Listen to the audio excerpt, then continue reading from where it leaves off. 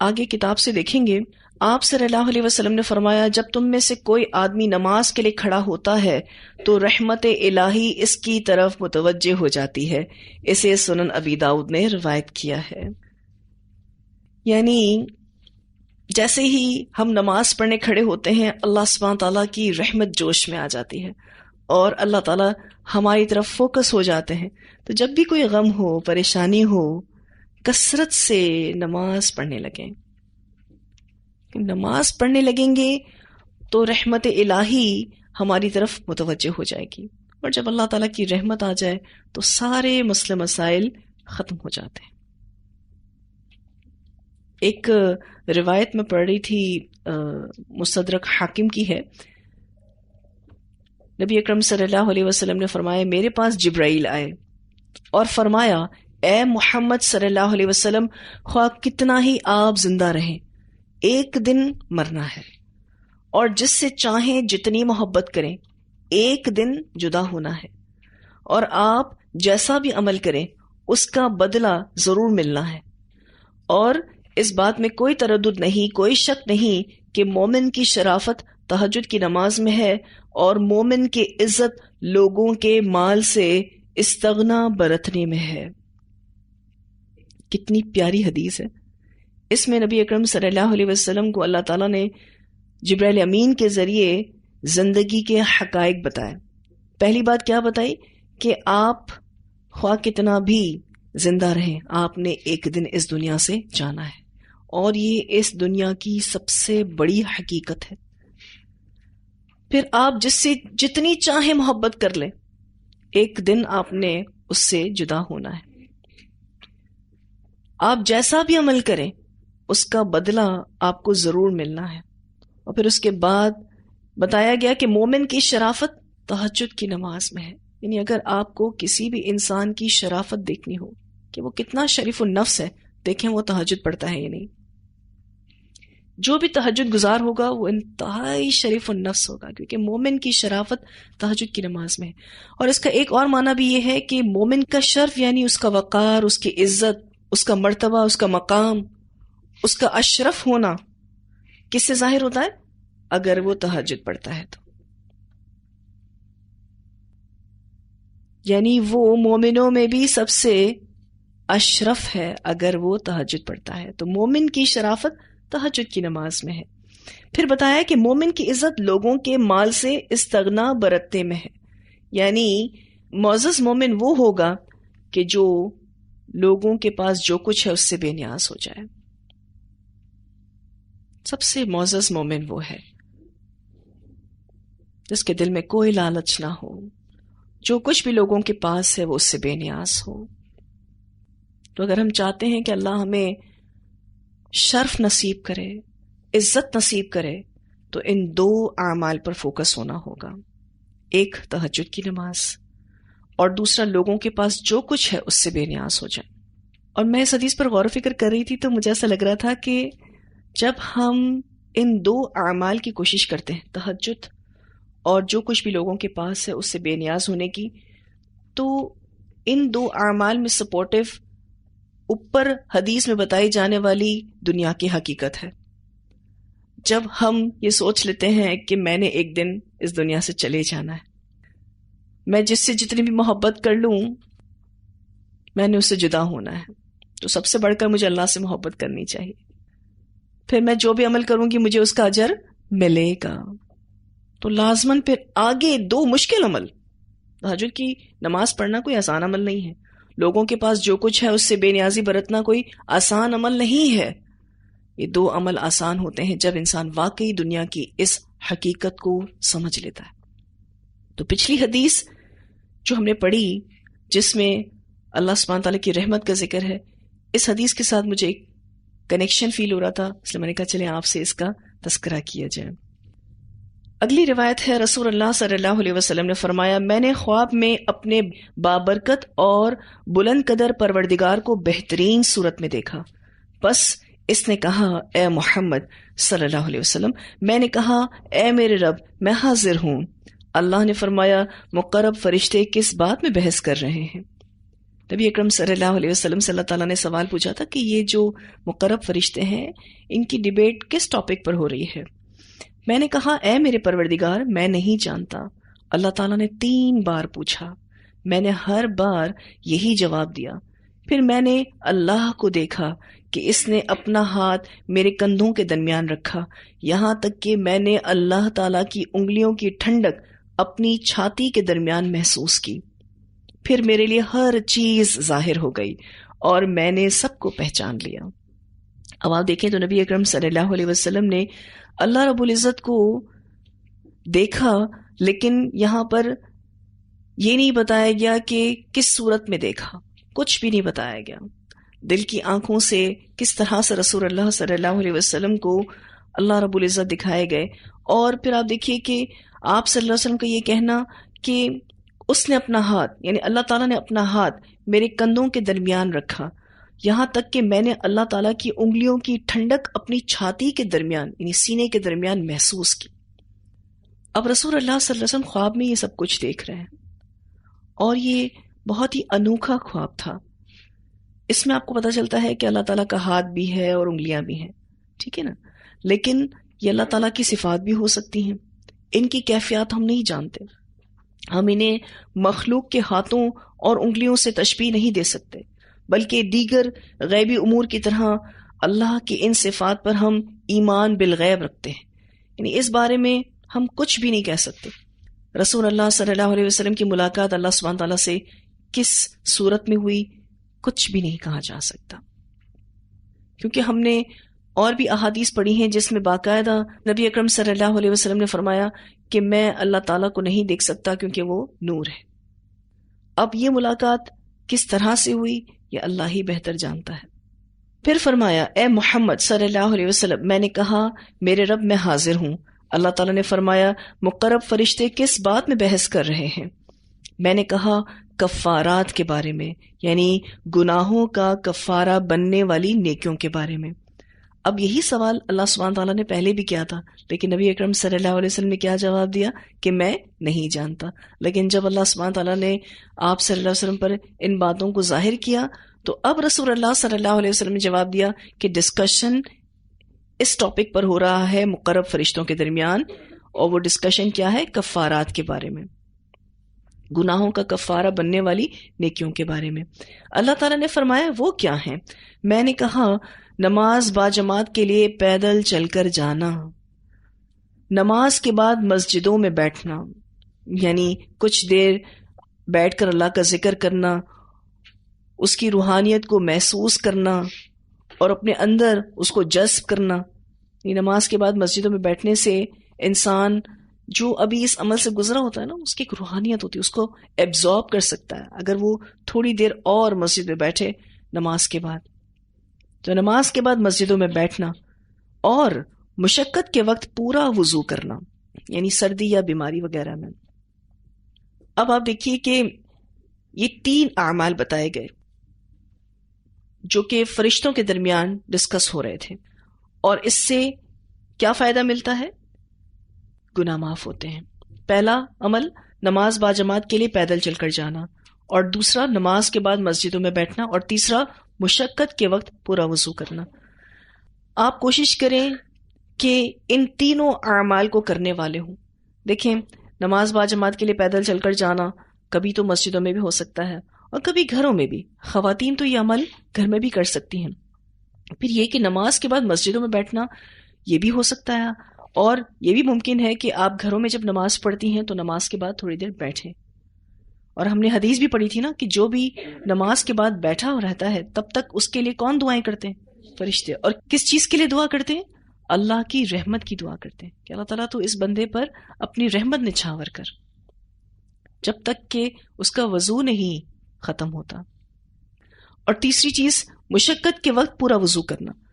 یہاں تو بات آ رہی ہے سردی یا بیماری کی، ہو سکتا ہے کہ نفس کی مشقت بھی ہو، کیونکہ بعض دفعہ وضو ہمارے نفس پر بھاری ہوتا ہے، جیسے کہ رات کو سونے سے پہلے وضو کرنا چاہیے، لیکن یہ والا وضو نفس پر بہت بھاری ہے، کیونکہ اگر آپ کو شدید نیند آ رہی ہے، اب آپ کا جسم اتنا تھکا ہوا ہے کہ اٹھنے کا دل نہیں چاہ رہا، اور آپ کے دل میں شیطان یہ بھی وسوسہ ڈال رہا ہے کہ اگر آپ نے وضو کر لیا تو آپ تو دوبارہ سے فریش ہو جائیں گے اور آپ کو نیند نہیں آئے گی. جیسے عمومی طور پر لوگ یہ بھی ایکسکیوز دیتے ہیں سونے سے پہلے وضو نہ کرنے کی کہ ہم وضو کر لیتے ہیں تو ہم فریش ہو جاتے ہیں اور ہماری نیند اڑ جاتی ہے. تو ایک شیطانی وسوسہ ہے جو آپ کو ایک بہترین نیک عمل سے دور کر رہا ہوتا ہے.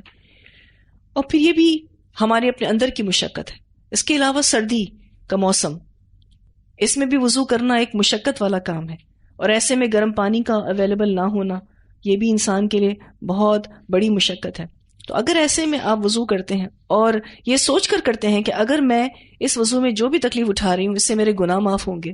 ویسے بھی وضو اپنے آپ میں ایک ایسا عمل ہے کہ جس سے ہمارے گناہ معاف ہو رہے ہوتے ہیں. ایسے میں اگر آپ نے مشقت کے ساتھ وضو کیا ہے تو اور زیادہ گناہ معاف ہوں گے انشاءاللہ. اور پھر بسا اوقات آپ بیمار ہوتے ہیں، آپ کا جسم تھکا ہوا ہوتا ہے، بخار کی شدت ہوتی ہے، طبیعت کی جو بھی ناسازی ہوتی ہے، اس میں اٹھ کر وضو کرنا اور پھر نماز پڑھنا مشکل پر مشکل عمل ہے. لیکن کرتا وہی ہے کہ جو اس امید کو رکھتا ہے اللہ تعالیٰ سے کہ اللہ اس سے میرے گناہ معاف کرے گا. آپ صرف اور صرف یہ سوچ لینا کہ اس مشقت والے وضو سے میرے گناہ معاف ہوں گے، آپ دیکھیں وہ عمل کتنا آسان ہو جاتا ہے. یعنی آپ بہت کمفرٹیبلی اس کو کر جائیں گے، کیونکہ انسان کی نفسیات ہے کہ جب کوئی فائدہ اس کو کسی بھی عمل میں نظر آ رہا ہوتا ہے، گو کہ وہ مشکل ہو، وہ کر جاتا ہے اس کو اور ذرا بھی برا نہیں مناتا. اللہ تعالیٰ نے فرمایا اور کس چیز میں بحث کر رہے ہیں؟ اس سے پتہ چلتا ہے کہ مزید ڈسکشن بھی فرشتوں کے درمیان ہو رہا تھا. میں نے کہا درجات کی بلندی کے بارے میں. اللہ تعالیٰ نے پوچھا وہ کن چیزوں میں ہے؟ میں نے کہا لوگوں کو کھانا کھلانے، نرم بات کرنے اور رات کو نماز پڑھنے میں جبکہ لوگ سو رہے ہوں. کون سی نماز ہے یہ؟ تہجد کی نماز. اب یہ 3 اعمال وہ ہیں جس کو اگر انسان کرے تو وہ اونچے درجات پاتا ہے. پہلی بات لوگوں کو کھانا کھلانا. اس میں آپ جو بھی کردار ادا کر سکیں، جو بھی کردار. دیکھیں کھانا کھلانے کے لیے ضروری نہیں ہے کہ آپ نے باقاعدہ کھانا بنا کر ہی کسی کو دیا. آپ اس سے ریلیٹڈ جو بھی عمل ہے اگر کرتے ہیں تو انشاءاللہ اللہ تعالیٰ آپ کے درجات کو بلند کرے گا. دوسری بات نرم بات کہنا. لوگوں سے نرم بات کرنا یہ تو کسی مال کی بھی ڈیمانڈ نہیں کرتا. کھانا کھلانے کا جو عمل تھا اس میں تو پیسے بھی چاہیے نا، ٹھیک ہے، لیکن نرم بات کرنے کے لیے تو کوئی پیسہ نہیں چاہیے. ایک ہی بات انسان 2 طریقوں سے کر سکتا ہے، سختی سے روب جھاڑ کر، چلا کر، چیخ کر، اور ایک طریقہ ہے نرمی کا. فرق کس چیز کا ہے؟ صرف اور صرف اپنی سوچ کا، مزاج کا اور اپنے اندر کی تبدیلی کا. آپ ان تینوں اعتبار سے خود کو ٹھیک کر لیں، کلام نرم ہو جائے گا. سوچ بدل لیں، مزاج کو سیٹ کر لیں، اور اندر کی تبدیلی، یہ انر چینج ہونا چاہیے. اندر کی تبدیلی سے مراد دل کی تبدیلی ہے.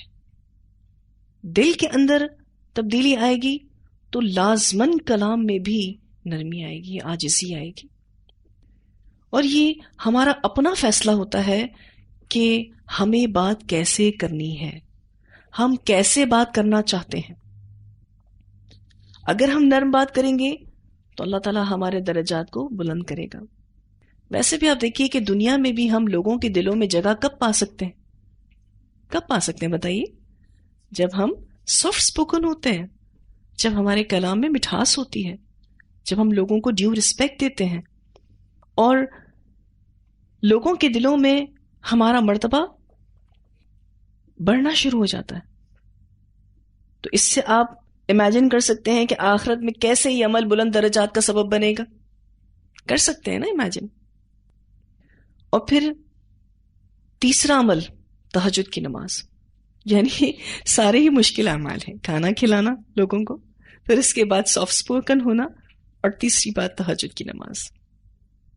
یہ جو نماز ہے تہجد کی، یہ بڑی اسپیشل نماز ہے اور نبی اکرم صلی اللہ علیہ وسلم پر تو فرض کی گئی تھی، لیکن امت کے لیے آسانی کی گئی اور امت کو کہا گیا کہ یہ تمہارے لیے نفل ہے، لیکن اس کی تاکید بڑی ملتی ہے. اتنی فضیلت تہجد کی نماز کی بیان ہوتی ہے کہ جس سے پتہ چلتا ہے کہ یہ بہت ہی اہم عمل ہے، اس کو کرنے کے بڑے فائدے ہیں دنیاوی بھی اور اخروی بھی. اگر آپ کا شیڈیول ایسا ہے کہ اس میں آپ بہت زیادہ تھک جاتے ہیں، آپ بہت بزی رہتے ہیں، آپ کی دن کی مصروفیات بہت زیادہ تھکا دینے والی ہیں، تو دوپہر کے ٹائم میں 10 منٹ کا کیلولا ضرور کر لیں. اور آپ کو پتہ ہے شیطان کیلولا نہیں کرتا، لیکن مومن بندہ جو ہے نا اس کو باقاعدہ یہ کہا گیا ہے کہ وہ بے شک چھوٹا سا ہی صحیح کیلولا ضرور کرے. 10 منٹس کا ہی ہو، بے شک آپ اس میں سوئیں نہ، آپ صرف آنکھیں بند کر کے اپنے آپ کو ریلیکس کر لیں. دیکھیے یہ چیز آپ کو ہیلپ آؤٹ کرے گی تہجد میں اٹھنے کے لیے. وہ 10 منٹ کی ریلیکسیشن آپ کو آدھی رات کے قیام میں مددگار ہوگی انشاءاللہ تعالی. آپ کر کے دیکھیں اس کو، ٹھیک ہے؟ کیونکہ وہ 10 منٹس ہوں یا 15 منٹس ہوں یا 20 منٹس ہوں یا ہاف این آور ہو، ٹھیک ہے؟ اور اگر اللہ آپ کو اتنا ٹائم دیتا ہے کہ آپ 1 گھنٹہ آرام کرتے ہیں دوپہر میں اور رج کے سوتے ہیں، ٹھیک ہے نا، تو پھر آپ کو تہجد پڑھنی ہی چاہیے. یہ نیند آپ کو آدھی رات میں اٹھنے کے لیے بہت زیادہ مددگار ہے. اس میں آپ کے جو بھی اعصاب ہیں نا وہ ریلیکس ہو جاتے ہیں. جہاں میں نے آپ کو بتایا کہ آپ تہجد کے لیے ایزیلی اٹھ سکیں گے انشاءاللہ تعالی، وہاں آپ کا جو سیکنڈ ہاف ہے نا دن کا وہ بھی اچھا گزرے گا. اور آپ نے قرآن پاک میں امنۃ نعاسا کے بارے میں پڑھا تھا، ہاں، سکون والی نیند. مومنوں کو اللہ تعالیٰ امنۃ نعاسا نصیب کرتا ہے. وہ چند لمحے بھی بسا اوقات سو جاتے ہیں نا، ان کو ایسا لگتا ہے کہ ساری تھکن اتر گئی، کیونکہ ان کے پاس لمبی لمبی نیندیں کرنے کا ٹائم نہیں ہوتا، کیونکہ وہ بزی ہوتے ہیں. وہ اپنی لائف میں کارآمد بننے کے لیے زیادہ ٹائم کام کرتے ہیں اور کم ٹائم آرام کرتے ہیں، اس لیے ان کو امنۃ نعاسا کی ضرورت ہوتی ہے.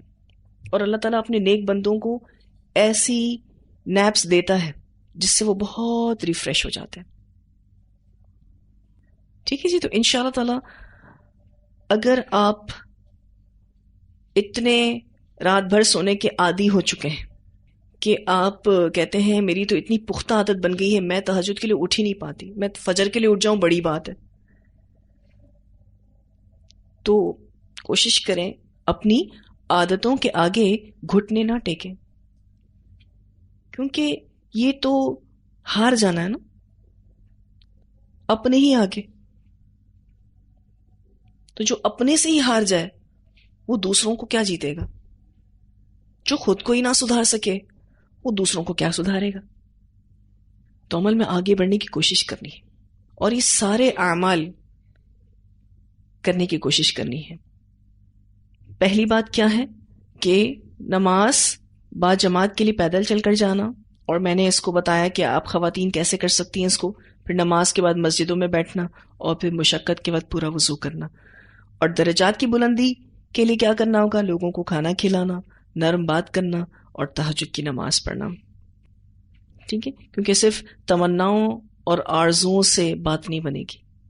آگے حدیث میں آتا ہے پھر اللہ تعالیٰ نے فرمایا اب جو چاہو دعا کرو. رسول اللہ صلی اللہ علیہ وسلم ایک اسپیشل خواب دیکھ رہے ہیں اور اسپیشل خواب میں اسپیشل انفارمیشنز دی گئی ہیں، اسپیشل ڈسکشن سنوایا گیا ہے اور امت کی گائیڈنس کی گئی ہے کہ اگر وہ چاہتے ہیں ان کے گناہ معاف ہوں تو ان کو کیا کرنا ہوگا، اگر وہ چاہتے ہیں کہ درجات کی بلندی پائیں تو ان کو کیا کرنا ہوگا. اب اس اسپیشل ٹائم پر اللہ سبحانہ تعالیٰ نبی اکرم صلی اللہ علیہ وسلم سے کہہ رہے ہیں اب جو چاہو دعا کرو. رسول اللہ صلی اللہ علیہ وسلم نے فرمایا پھر میں نے یہ دعا کی، اللہم انی اسألک فعل الخیرات وترک المنکرات وحب المساکین وأن تغفر لي وترحمني وإذا أردت فتنة في قوم فتوفني غير مفتون وأسألك حبك وحب من يحبك وحب عملي يقرب إلى حبك. اے اللہ میں تجھ سے سوال کرتا ہوں نیکیوں کے کرنے کا، برائیوں کے چھوڑنے کا، مسکینوں کے ساتھ محبت کرنے کا، اور یہ کہ تو مجھے بخش دے اور مجھ پر رحم فرمائے. اگر تیرا کسی قوم کو آزمائش میں ڈالنے کا ارادہ ہو تو مجھے آزمائش سے بچا کر موت دے دینا. اور میں تجھ سے تیری محبت اور ہر اس شخص کی محبت مانگتا ہوں جو تجھ سے محبت کرتا ہے، اور میں تجھ سے وہ عمل کرنے کی توفیق مانگتا ہوں جو تیری محبت کے قریب کر دے. نبی اکرم صلی اللہ علیہ وسلم نے فرمایا میرا یہ خواب حق ہے، بس اسے یاد رکھو اور دوسرے لوگوں کو بھی یہ خواب سناؤ. اسے ترمذی نے روایت کیا ہے. اب آخر میں نبی اکرم صلی اللہ علیہ وسلم ہمیں کیا کہہ رہے ہیں کہ میرا یہ خواب حق ہے، اسے یاد رکھو اور دوسرے لوگوں کو بھی سناؤ. تو آپ کے پاس آج اس کلاس سے ریلیٹڈ ہوم ورک آ گیا کہ آپ اس دعا کو یاد کریں گے اور اس حدیث کو آگے کسی نہ کسی کے ساتھ شیئر کریں گے. بہت ہی خوبصورت دعا. اللہم انی اسألک فعل الخیرات، اے اللہ میں تجھ سے سوال کرتا ہوں نیکیوں کے کرنے کا. یعنی اللہ سبحانہ تعالیٰ سے نیکیوں کی توفیق مانگنا. اللہ تو مجھ سے نیکیوں پر نیکیاں کروا، میرے لیے نیکیوں کے دروازے کھول، مجھے ان لوگوں میں شامل کر جن کے دروازے پر نیکی آ کر دستک دیتی ہے. اور یہ انہی لوگوں کو نصیب ہوتا ہے، یہ دعائیں وہی لوگ مانگتے ہیں جو نیکیوں کا شوق رکھتے ہیں. اور میں برائیوں کو چھوڑ دوں. وَتَرْكَ الْمُنْكَرَاتِ، اللہ مجھے تو توفیق دے، میں تجھ سے سوال کرتی ہوں کہ میں برائیوں کو چھوڑ دوں. یعنی برائی کرنا میرے لیے مشکل کر دے. جہاں تو نیکیاں کرنا میرے لیے آسان کرے، وہاں تو میرے لیے برائی کرنا مشکل کر دے. کتنی بہترین دعا نبی اکرم صلی اللہ علیہ وسلم نے مانگی، اور قبولیت کے وقت مانگی نا، کیونکہ اللہ تعالیٰ کہہ رہے مانگو، تو آپ صلی اللہ علیہ وسلم مانگ رہے ہیں. اور پھر کہا وہ حب المساکین، اللہ تو مجھے مسکینوں کی محبت دے دے، کمزور طبقے کی محبت دے دے. انڈائریکٹلی رسول اللہ صلی اللہ علیہ وسلم عاجزی مانگ رہے، یا اللہ تو میرے اندر کا تکبر ختم کر دے. کیونکہ جس کے اندر بھی تکبر ہوتا ہے وہ معاشرے کے محروم طبقات کی طرف کبھی بھی فوکس نہیں ہوتا. جس کے اندر عاجزی ہوگی وہ لازمی محروم طبقے کو فوکس کرے گا. اور یہاں دیکھیں تو رسول اللہ صلی اللہ علیہ وسلم ان کی محبت مانگ رہے ہیں، اللہ مسکینوں کی محبت دے دے. ان سے محبت ہوگی، یعنی مساکین سے محبت ہوگی، تو ہی ہم ان سے دنیا میں خیر و بھلائی کر سکیں گے. اور آپ کو پتا ہے جب ہم ایسے لوگوں کے ساتھ اٹھیں گے، بیٹھیں گے، خیر و بھلائی کے معاملات کریں گے، تو کل قیامت کے دن انہی کے ساتھ ہمیں اٹھایا جائے گا. کیونکہ جو شخص جس سے محبت کرتا ہوگا کل قیامت کے دن انہی کے ساتھ ہوگا. اور آپ کو پتا ہے مساکین جو ہیں ایک حدیث کے مطابق بہت جلدی جنت میں چلے جائیں گے. اور حدیث میں آتا ہے کہ جو لوگ غنی ہوں گے ان سے 500 سال پہلے مساکین جنت میں چلے جائیں گے. تو جو بھی ان سے محبت کرے گا وہ بھی جلد ہی جنت میں چلا جائے گا. کبھی مانگی آپ نے مساکین کی محبت؟ اور آپ دیکھیے کہ نماز نبوی میں یہاں یہ حدیث کو لایا گیا، کیونکہ نماز نبوی جب آپ پڑھ رہے ہیں نا تو یہ ایک کتاب کا مطالعہ نہیں ہے صرف، یہ دراصل ایک تربیت ہے جس سے آپ گزر رہے ہیں. تو کیا کنیکشن ہے مساکین کی محبت کا نماز سے؟ کیا کنیکشن ہے؟ نماز کس چیز کی علامت ہے؟ عاجزی کی. اور مساکین سے محبت بھی تواضع اور عاجزی کی ہی علامت ہے. اگر ہم واقعی نماز پڑھنے والے ہوں گے، واقعی اللہ کے آگے جھکنے والے ہوں گے، جو نماز ہمیں سکھاتی ہے یعنی تواضع اور جھکنا، عاجزی، اگر ہم اس سبق کو لینے والے ہوں گے تو ہماری زندگی میں مساکین سے محبت ہوگی. ہمارا کنیکشن مساکین کے ساتھ بہت اچھا ہوگا، ہم ان سے محبت کرتے ہوں گے، ہمارا ان سے میل جول ہوگا. اب یہ دعا مانگنی ہے وحب المساکین، اور بہت شعور کے ساتھ مانگنی کہ اللہ تو ہمیں کمزور اور محروم طبقے کی محبت دے دے. عمومی طور پر آپ دیکھیں تو انسان اگر اس کا کوئی رشتہ دار کمزور ہے تو اس سے بھی دور دور رہتے ہیں، اور اگر کوئی ایسا انسان جو مالی اعتبار سے مضبوط ہو، رشتہ دار نہ بھی ہو، تو اس سے کنیکشن بنانے کی کوشش کرتے ہیں کہ اس سے کنیکشن بناؤ تو ہمارے کچھ مسئلے حل ہوں گے. اور یہاں ہمارا دین کیا سکھاتا ہے کہ اپنے معاشرے میں دیکھو کون سب سے زیادہ کمزور ہے، محروم ہے، اس سے اپنا لنک بناؤ. تو کس سے لنک مضبوط ہوگا؟ اللہ سے. اور تم جو رشتہ دار ہیں وہ کمزور ہیں ان سے زیادہ لنک بناؤ، کیونکہ اب تو وہ رشتہ دار بھی ہے اور کمزور بھی ہے. تو حقیقی تواضع کی ضرورت ہے، اور حقیقی تواضع نماز سے آتی ہے. اور یہ عمل مساکین سے محبت کرنا یہ بھی تواضع اور عاجزی کی علامت ہے. دل میں تواضع ہوگا تو آٹومیٹکلی وہ چیز عمل میں آئے گی. بالفرض اگر آپ کسی سے محبت کرتے ہیں تو جو بھی آپ اس کے ساتھ معاملہ کرتے ہیں اس میں محبت جھلکتی ہے، لازمی جھلکتی ہے. ایک ماں اگر اپنے بچے سے محبت کرتی ہے، بچہ اگر بیمار ہو تو ماں اس کو ایسے ہی چھوڑ دیتی، پریشان ہوتی ہے، یہاں تک کہ رو بھی پڑتی ہے، دعائیں کرتی ہے، کوشش کرتی ہے، علاج کرتی ہے اس کا. یہ سارے ایکٹس کیا شو کر رہے ہیں کہ وہ اپنے بچے سے محبت کرتی ہے، کیونکہ محبت لازماً عمل میں جھلکتی ہے. دل میں محبت ہوگی تو عمل میں آئے گی، دل میں تواضع ہوگا، عاجزی ہوگی تو عمل میں آئے گا. اور بارہا ان چیزوں کی ٹیسٹنگ اللہ تعالیٰ ہماری کرتے رہتے ہیں. ہماری زندگی میں مختلف امتحانات آتے ہیں جس میں ہماری عاجزی چیک ہو رہی ہوتی ہے. اور جب کبھی ہم اکڑ رہے ہوں نا، جب ہمارے دل کے اندر تکبر آ رہا ہو، نرمی نہ آ رہی ہو، تو جہاں اس اعتبار سے اپنی اصلاح کریں وہاں اپنی نمازوں کو بھی چیک کریں، کیونکہ نماز کیا سکھاتی ہے؟ عاجزی. اگر نماز صحیح نہیں ہے تو عاجزی آ ہی نہیں رہی. اگر نماز صحیح ہوگی تو لازماً عاجزی ہوگی، لازماً عاجزی ہوگی. تو جب کبھی اکڑ آئے نا تو سوچیں نماز ہی ٹھیک نہیں ہے. اور ہم میں سے ہر ایک کسی نہ کسی ایسے سینیاروں سے گزرتا ہے کہ کہیں اس کا نفس آڑے آ جاتا ہے، یعنی اس کا کرنے کا سبب بن جاتا ہے. ٹھیک ہے نا، کہیں اس کو اپنی عزت کی پرواہ آ جاتی ہے تو وہ کرنے لگتا ہے. ٹھیک ہے، کہیں اس کو اپنا سٹیٹس آڑے آ جاتا ہے تو وہ کرنے لگتا ہے، کہیں عہدہ آڑے آ جاتا ہے تو وہ کرنے لگتا ہے. تو پھر سوچیں نا کیسی نماز پڑھتے ہیں. پھر آپ صلی اللہ علیہ وسلم نے فرمایا وَأَن تَغْفِرَ لِي وَتَرْحَمَنِي، اور یہ کہ تو مجھے بخش دے اور مجھ پر رحم فرمائے. دونوں کی ضرورت ہے ہمیں، بخشش کی بھی اور رحمت کی. اللہ گناہوں کو معاف کر دے اور اللہ تعالیٰ اپنی رحمت کرے، یعنی جنت میں داخل کر دے. پھر فرمایا اگر تیرا کسی قوم کو آزمائش میں ڈالنے کا ارادہ ہو تو مجھے آزمائش سے بچا کر موت دے دینا، یعنی فتنے سے بچا لینا. اس سے کیا پتہ چلتا ہے؟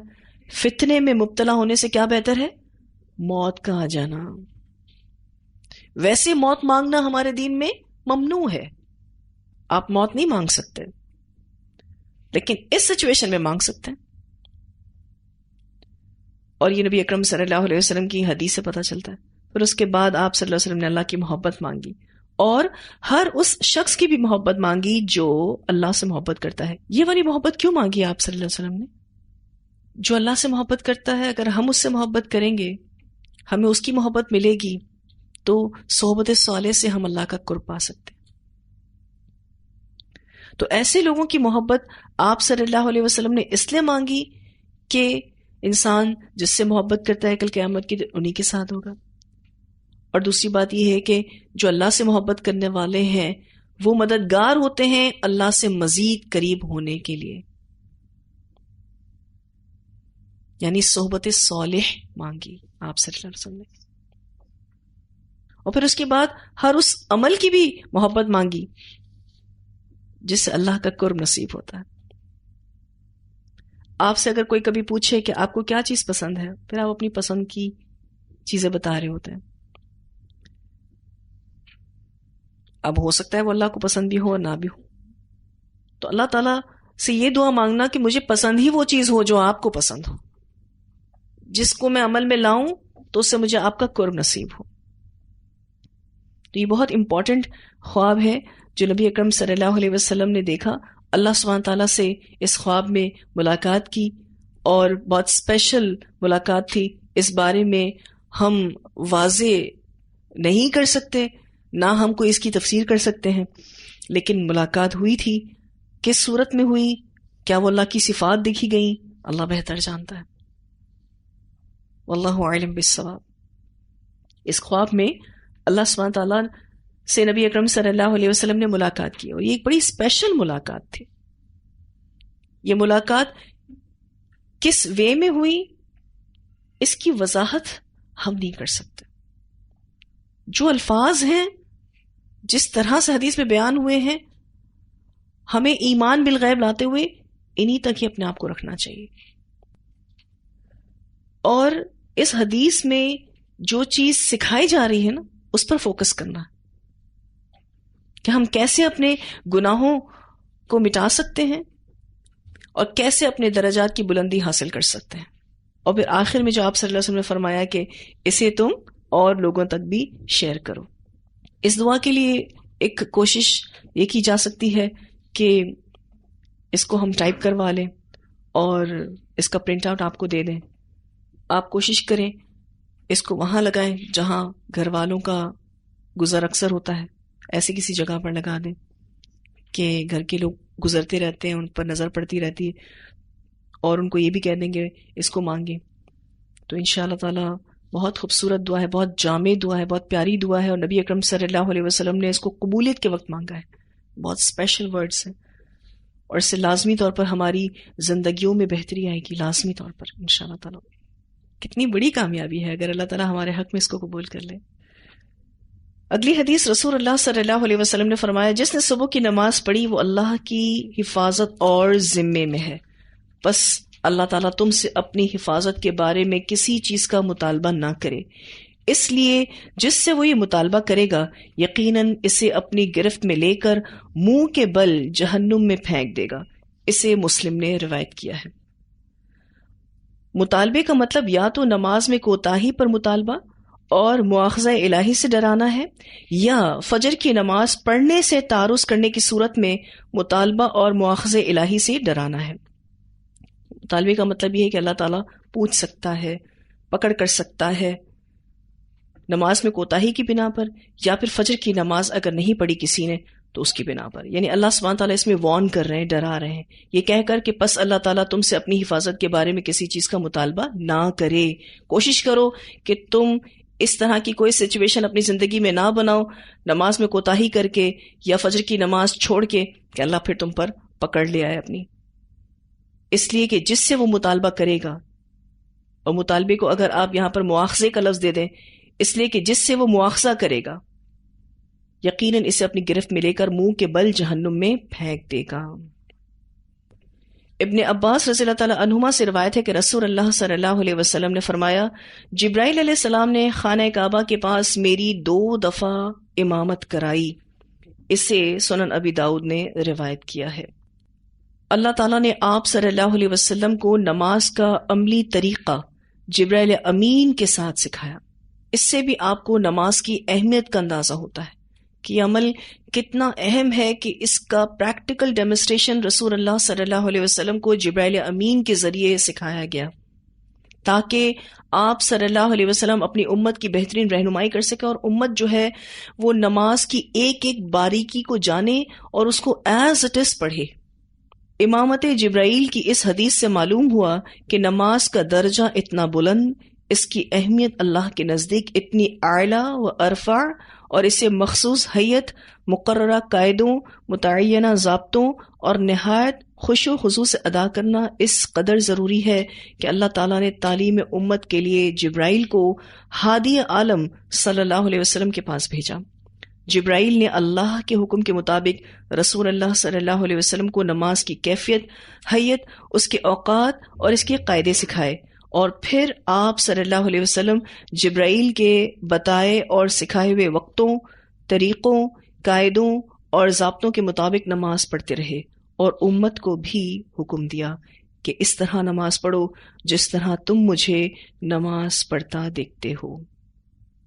یہ جو آخری لائن ہے، اس طرح نماز پڑھو جس طرح تم مجھے نماز پڑھتے ہوئے دیکھتے ہو، یہ باقاعدہ حدیث کے الفاظ ہیں اور بخاری کی روایت ہے. تو یہاں الحمدللہ ہمارا یہ چیپٹر مکمل ہوا. جتنی بھی احادیث آج آپ نے نماز کی اہمیت کے حوالے سے پڑھی، اس سے ایک خلاصہ یہ نکلتا ہے کہ نماز انتہائی اہمیت والا عمل ہے. اگر ہم نماز میں کوتاہی کریں گے یا نماز کو نہیں پڑھیں گے تو اس کا نقصان ہم دنیا میں بھی اٹھائیں گے اور آخرت میں تو اٹھانا ہی ہے۔ اس سے پہلے والی کلاس میں ہم نے نماز کی فرضیت کے بارے میں پڑھا تھا اور فضیلت کے بارے میں پڑھا تھا۔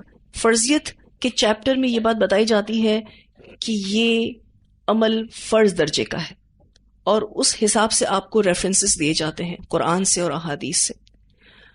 جب ہم کسی بھی چیز کی فضیلت کا بیان پڑھتے ہیں، جیسے کہ ہم نے نماز کی فضیلت کا بیان پڑھا، تو ان احادیث میں ہمیں کیا بتایا جاتا ہے کہ اگر ہم یہ عمل کریں گے تو ہمیں یہ اور یہ اجر و ثواب ملے گا، اس کا یہ فائدہ ہوگا۔ اور اہمیت کے بیان میں نہ کرنے کے نقصانات بتائے جاتے ہیں۔ بسا اوقات کوئی ایک حدیث فضیلت میں بھی بیان ہوتی ہے اور اہمیت میں بھی بیان ہوتی ہے، کیونکہ اس ایک حدیث میں نماز پڑھنے کا فائدہ بھی بتایا جا رہا ہوتا ہے اور نہ پڑھنے کا نقصان بھی بیان کیا جا رہا ہوتا ہے۔ تو یہاں الحمدللہ ہمارا یہ چیپٹر مکمل ہوا، جس میں ہم نے نماز کی فرضیت، اس کی فضیلت اور اس کی اہمیت کے بارے میں پڑھا۔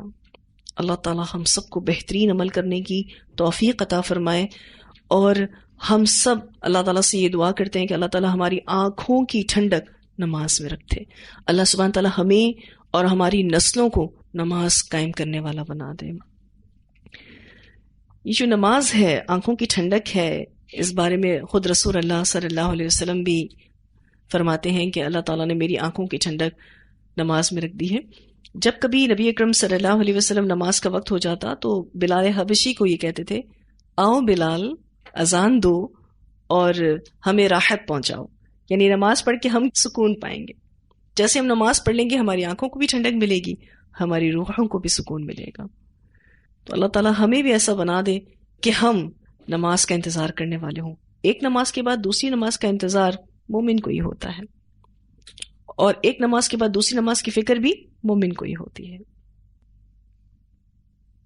تو بہت خوبصورت یہ مضمون ہے نماز کے بارے میں، اور اللہ تعالیٰ ہمیں اس علم کو سیکھنے کی برکت سے دنیا میں بھی نماز بہترین طور پر ادا کرنے کی توفیق عطا فرمائے، اور اس علم کو سیکھنے کی برکت اللہ تعالیٰ ہمیں آخرت میں بھی نصیب فرمائے۔ اللہ ہمارے اس عمل کو، ہماری اس کوشش کو میزان میں بھاری کرے۔ وآخر دعوانا الحمد للہ رب العالمین۔ سبحانک اللہم وبحمدک، نشہد ان لا الہ الا انت، نستغفرک ونتوب الیک۔